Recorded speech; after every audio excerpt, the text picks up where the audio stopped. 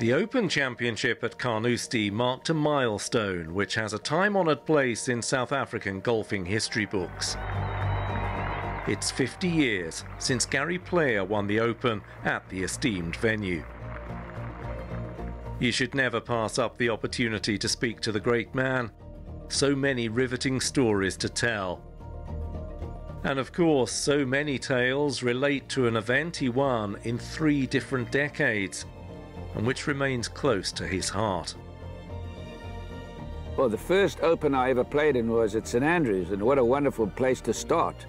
And I got on the first tee, and I didn't want to go out of bounds. The fairway's so wide, Ray Charles couldn't miss it. And I hit this little shot, and it was going out of bounds on the left. Unfortunately, it hit the white pillar and bounced back on the fairway. And the starter was a big Deur guy, and he said, "Larry, what's your name?" And I said, "My name's Gary Player, sir." And he says, "And where are you from?" I said, "I'm from South Africa." And he says, "And what would your handicap be?" I said, "No, I'm a pro." He says, "You're a pro?" He says, "You must be a hell of a chipper and putter, because you can't hit the ball very well." And I saw him a few years later after winning at Muirfield, the youngest player to ever win the Open. And I came back and I saw him on the first tee at St Andrews, and he hit his head and he said, "It's a mirage. It's a mirage. It's a miracle. You won the Open." I said, "Yeah, you got to be very careful when you criticize people in a nice way." And I went and bought him a wee drum, which is a little whiskey. 9 years on from that first Open victory, he'd already completed a career Grand Slam of majors when in 1968 he overcame Bob Charles and Jack Nicklaus by 2 strokes to claim the Claret Jug for a second time. For me to have won at Carnoustie, particularly after having read much about Hogan's episodes here, they called him the wee ice mon, the wee ice man, because he was so focused and he didn't talk much. And I read all about it, and obviously I was only starting golf. In 1953 is when I turned pro, and that's when he won here. So I followed it with great diligence, if I may say, and didn't want to miss a word. And so this word Carnoustie stuck in my mind, where the great Ben Hogan had won. And obviously I said to myself, well, I look forward to playing there one day. Little did I realize that I would follow suit and win the Open at Carnoustie.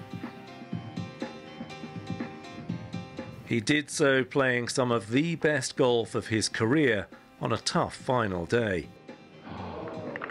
What a good shot that was. He reflects on one particular glorious shot which annoyingly wasn't captured on camera.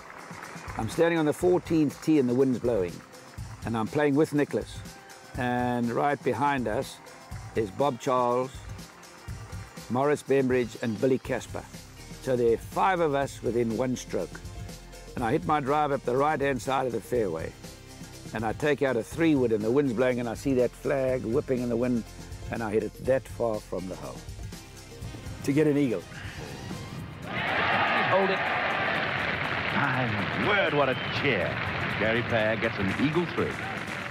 I've never, in my 65 years as a pro, and I've had a lot of winning shots that were, in my mind, quite fantastic and so remarkable at that stage.